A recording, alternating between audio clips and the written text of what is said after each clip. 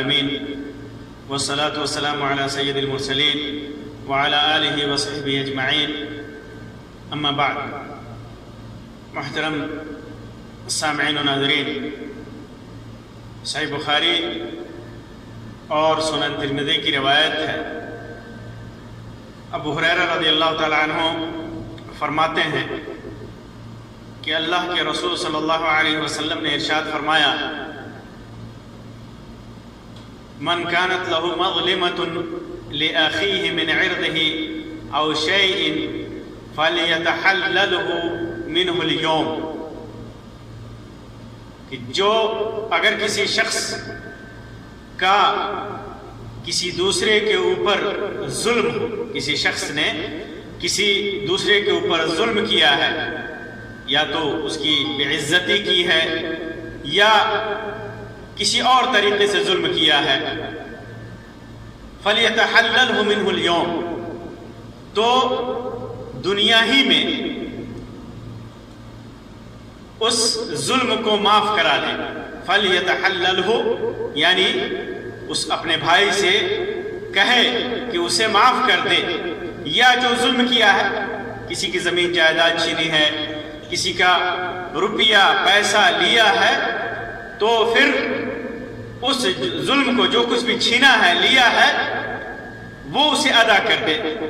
اور اگر بے عزتی کی ہے، گالی دیا ہے، اسے ستایا ہے، تو دنیا ہی میں اس سے معاف کرا لے. بعض روایتوں میں ہے فَلْيُؤَدِّهَا إِلَيْهِ، فَلْيُؤَدِّهَا إِلَيْهِ، اسے ادا کر دے. قَبْلَ أَنْ لَا يَكُونَ دِينَارٌ وَلَا دِرْهَمٌ، اس دن کے آنے سے پہلے، جس دن کے نہ کوئی دینار ہوگا، نہ کوئی درہم ہوگا، نہ کوئی روپیہ ہوگا، نہ پیسہ ہوگا، کہ جس کے عوض وہ اپنے ظلم کو کے اثر کو ختم کر لے. ایسا نہیں ہوگا. قیامت کے دن اللہ تبارک و تعالیٰ نے ظلم کو خود کے اوپر بھی حرام کیا ہے. اللہ ظلم نہیں کرتا، اور ظلم کو بندوں کے درمیان بھی اللہ تبارک و تعالیٰ نے حرام قرار دیا ہے. ظلم کی قباحت کا اندازہ آپ اسی سے لگائیے کہ اللہ کے رسول صلی اللہ علیہ وسلم نے ارشاد فرمایا کہ اگر کسی کے اوپر ظلم کیا ہے، کسی کی بے عزتی کی ہے، کسی کی دولت چھینی ہے، کسی کو ستایا ہے، کسی کو مارا ہے، کسی کو پیٹا ہے، تو قیامت کے آنے سے پہلے، اپنی موت سے پہلے ہی اس دنیا میں اس ظلم کو یا تو معاف کرا لے، یا جو ظلم کیا ہے کسی چیز کے ذریعے، اس چیز کو اسے ادا کر دے. کیونکہ قیامت کے دن نہ روپیہ ہوگا، نہ پیسہ ہوگا، نہ وہاں پر معاف کرانے کا موقع ہوگا. ان کان لہ، اس کا انجام کیا ہوگا؟ اگر ظلم کو دنیا میں معاف نہیں کرایا تو اس کا انجام کیا ہوگا؟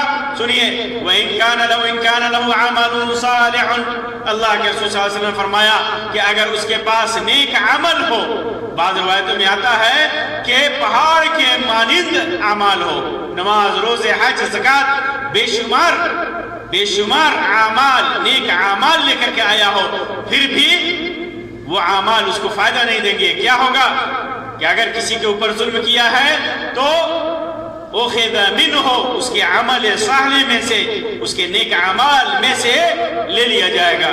اللہ تبارک و تعالی یہاں پر کافر اور مومن نہیں دیکھے گا. مومن بھی اگر ظالم ہے تو مومن کے نیک اعمال بھی جو کچھ بھی اس نے نیک اعمال کیے ہیں، چاہے تھوڑا کیا ہو یا زیادہ کیا ہو، چھوٹا کیا ہو یا بڑا کیا ہو، اللہ تبارک و تعالی اس کے نیک اعمال کو لے کر جس کے اوپر ظلم کیا ہے، اس کو اللہ تبارک و تعالی اس کے ظلم کے بقدر جتنا ظلم کیا ہے اسے اللہ تبارک و تعالی دے دے گا. اور اگر نیکیاں نہیں ہیں، اگر اس انسان کے پاس نیکیاں نہیں ہیں، تو کیا کرے گا اللہ تبارک و تعالی؟ اخذ من سیئات صاحبہ، تو جس کے اوپر ظلم کیا ہے اس کی برائیوں سے لے کر، اس کے گناہوں سے لے کر جو بھی گناہ ہے، فحمل علیہ، اس کے اوپر لاد دیا جائے گا. بعض روایتوں میں ہے وَطُرِحَتْ عَلَيْهِ، اس کے اوپر ڈال دیا جائے گا، اور وہ گناہ جب ڈال دیے جائیں گے تو نتیجہ کیا ہوگا؟ ایک دوسری روایت میں ہے کہ اس کے اوپر کچھ نہیں بچے گا، اس کے پاس کوئی نیکی نہیں بچے گی، پھر حکم دے گا اللہ تبارک و تعالیٰ، پھر اسے جہنم میں ڈال دیا جائے گا۔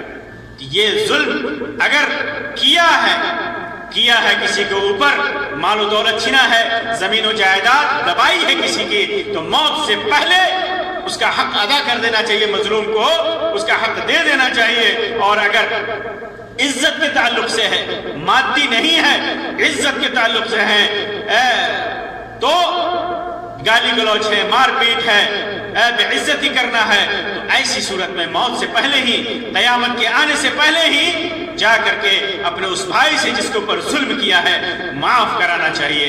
اگر وہ معاف کر دیتا ہے تو ٹھیک ہے، اور حدیث میں اسی کا مطالبہ ہے کہ پہلے جا کر کے اس سے معاف کرائے۔ اللہ تبارک و تعالیٰ سے دعا ہے کہ اللہ تبارک و تعالیٰ ہمیں کسی بھی طرح کے ظلم سے اپنے حفظ و امان میں رکھے، کسی بھی طرح کے ظلم سے بچائے۔